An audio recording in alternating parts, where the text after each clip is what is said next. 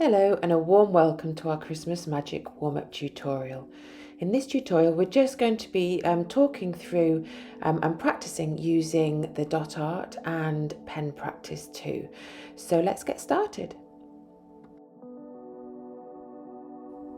So in this warm-up tutorial what you're going to need is your paint sample tins, your Christmas Magic instruction booklet, your dot art tool and your black pen, and a piece of your recycled paper A4 size just to practice on.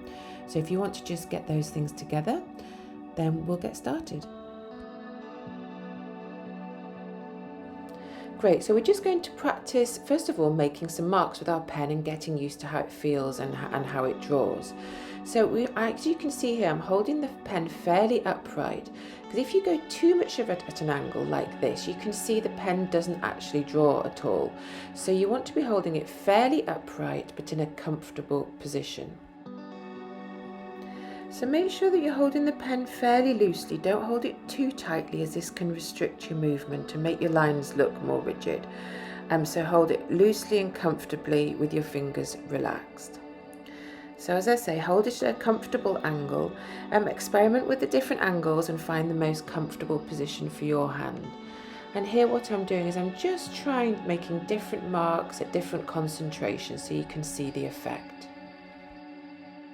And now if you just like to practice doing some circles, so in your cards you'll be doing some freehand circle drawing.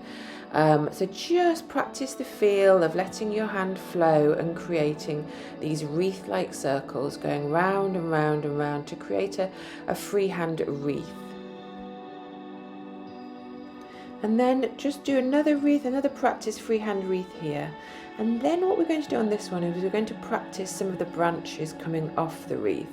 So if you continue the line of your circles and draw a line outwards in the direction of the circle, so going all the way around your wreath on the inside and the outside. So this is practicing your branches.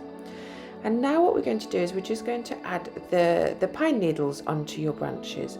So literally starting from the line and drawing your lines out to the edge, and you start larger at the bottom and get slightly smaller as you move up the pine needle branch.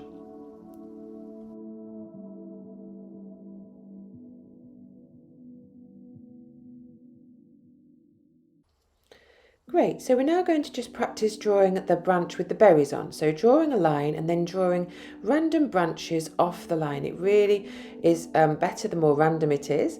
So draw your branches, and then let me just show you how this will look on the wreath. So again, it'd be similar to the Christmas tree branches. You'll draw the circle and then have the branch coming off. So these little dots that I'm doing now, this is the positions that you'll place your berries.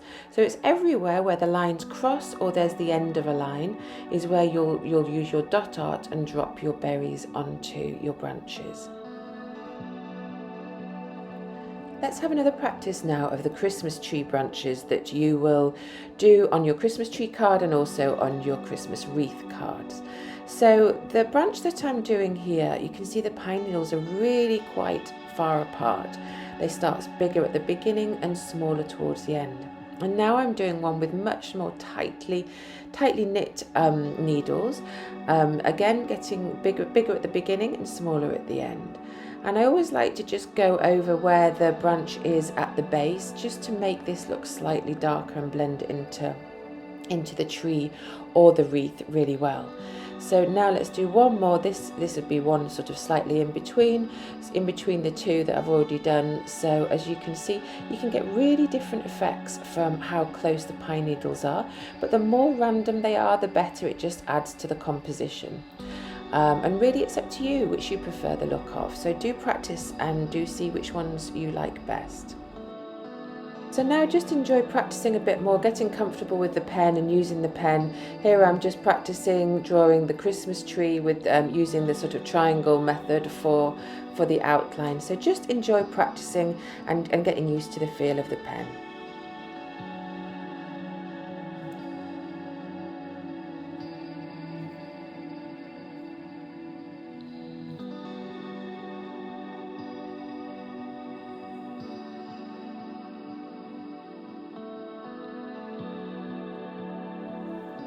Great, if you'd now like to turn to the practice sheet in your instruction booklet. Okay, so the first mark that we're going to practice making is using the dip and dot technique. So it's very simple. You dip your dotting tool into the paint before you place each dot. And what this does is it keeps all your dots to a similar size. So you can try this with both ends of your dotting tool. And another thing to really notice is how much paint you put on, because if you have more paint on the end of your dotting tool, you're going to end up with a bigger dot. And also if you press harder with your dotting tool, again, you'll get a bigger dot. And so for smaller dots, you press lighter and use less paint. So if you'd like to just practice all of these things, use doing the 3 dots as you can see I'm doing here. And while you're placing the dots on the paper, I'd like you to sit comfortably and relax your body. Try and calm and focus your mind. Allow thoughts to come and go, and do, if your mind wanders, just gently bring your focus back to the experience of placing the dots.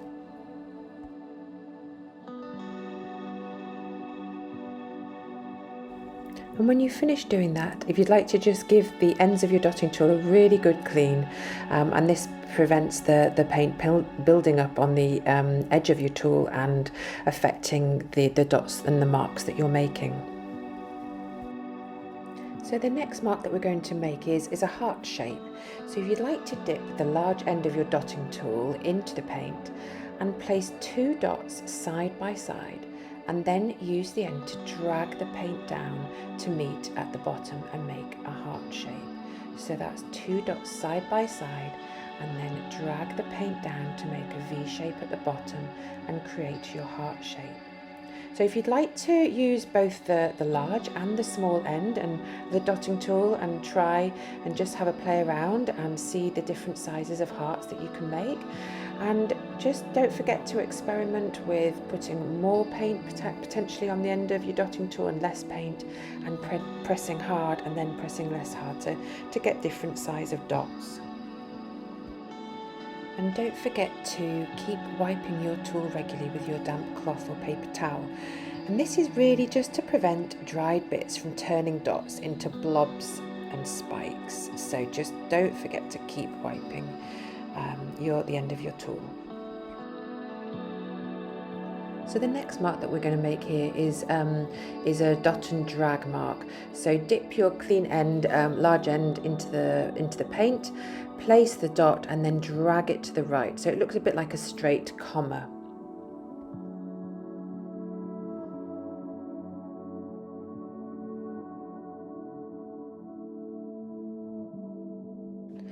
And again, try this using both the large and the small end of the dotting tool and see what different marks you can make.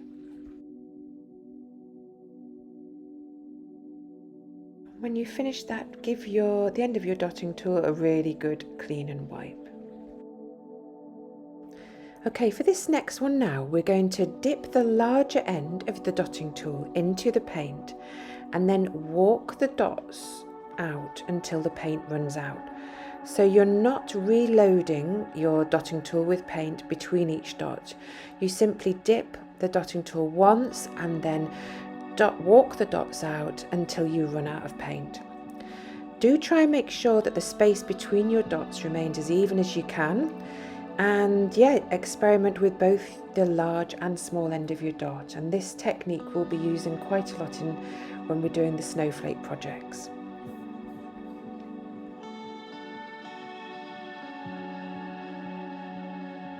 As you're walking the dots out, I'd just like you to really notice how the dot tool feels in your hand. Really notice and look closely at your art and the dots and notice every detail. This really helps bring yourself into the present moment. So now what I'd like you to do is use the large or small end of the dotting tool, whichever you prefer.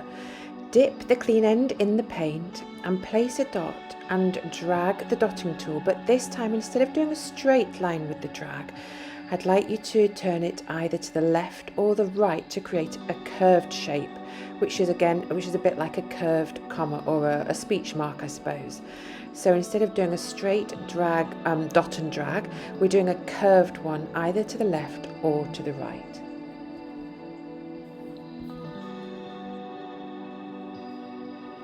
And while you're doing this, try and notice your breath as you breathe in and out, and just tune into your breathing.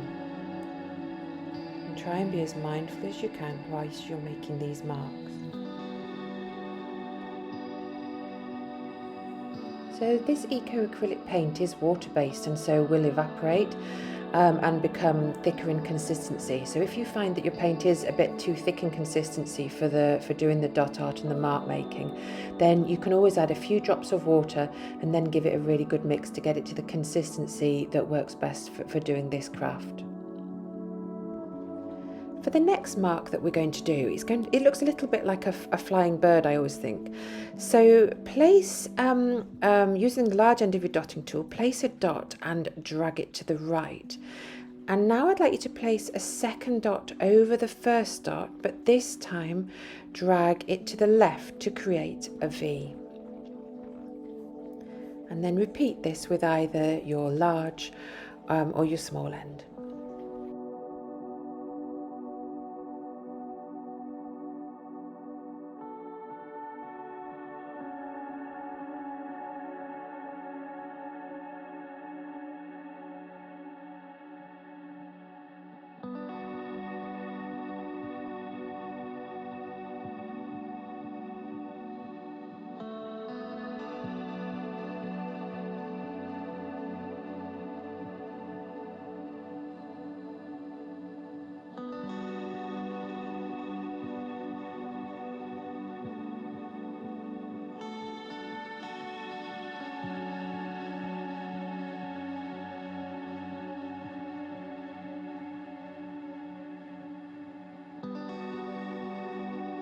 You might also like to try making this mark at a different angle, just to practice from a different angle and a different side.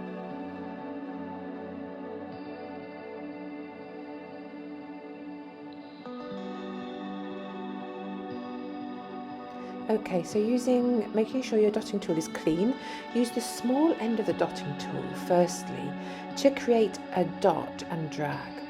This is in effect the tail of the Y shape that we're going to make. And then use the large end of the dotting tool to create the top part of the shape using the dot and drag technique, as you can see here. So the small end of the dotting tool for the bottom of the Y or the tail of the Y, and then swap to the larger end using the dot and drag technique to do the top section of the Y. And just repeat, and have a bit of a practice at this.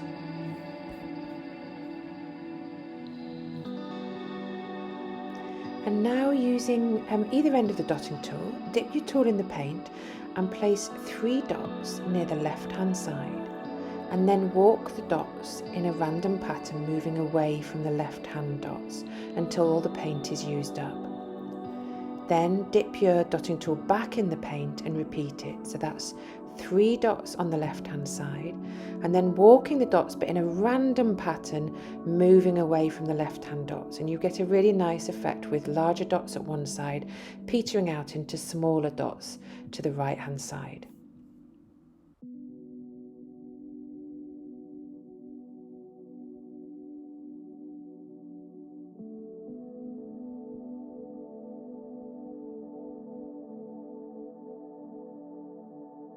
So after you've cleaned your dotting tool, the last one that we're going to just practice doing, it looks a bit like a flower. So using the large end of your dotting tool, place a dot in the centre, nicely loaded with paint, and then use the small end of the dotting tool and drag with a dot and drag for each of the petals. So with this, I'd like you to dip your dotting tool back into the paint before each petal, and this, like we talked about earlier, this keeps the sizes more or less equal. So just practice this a little bit. Great, so I really hope you've enjoyed this warm-up tutorial, just getting to grips and using and practicing with your dot art tool and paint, and also with your black pen. And I hope you enjoy making the projects and your cards and sharing your cards with kindness.